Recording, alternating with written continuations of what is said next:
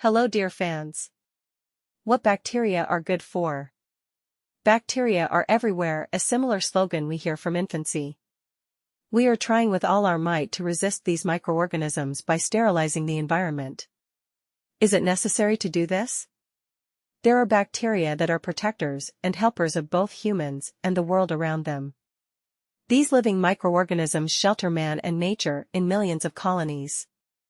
They are active participants in all processes occurring on the planet and directly in the body of any living being. Their goal is to be responsible for the correct course of life processes and to be everywhere where you cannot do without them. A huge world of bacteria. According to studies carried out regularly by scientists, the human body contains more than 2.5 kilograms of various bacteria. All bacteria are involved in life processes.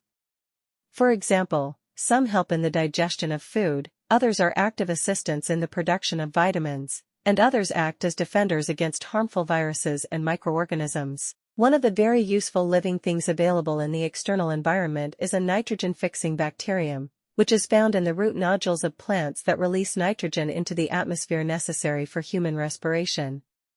There is another group of microorganisms that is associated with the digestion of waste organic compounds, helping to maintain soil fertility at an appropriate level. This includes nitrogen-fixing microbes, medicinal and food bacteria. Other microorganisms are actively involved in the process of obtaining antibiotics, streptomycin and tetracycline. These bacteria are called streptomyces and are soil bacteria that are used in the manufacture of not only antibiotics, but also industrial and food products. For these food industries, the bacterium Lactobacillus is widely used, which participates in the fermentation processes.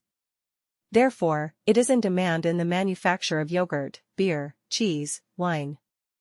All these representatives of microorganisms helpers live by their own strict rules. Violation of their balance leads to the most negative phenomena. First of all, dysbacteriosis is caused in the human body, the consequences of which are sometimes irreversible. Secondly, all the restorative functions of a person associated with internal or external organs, with an imbalance of beneficial bacteria, are much more difficult. The same applies to the group that is involved in the production of food. Thanks for watching.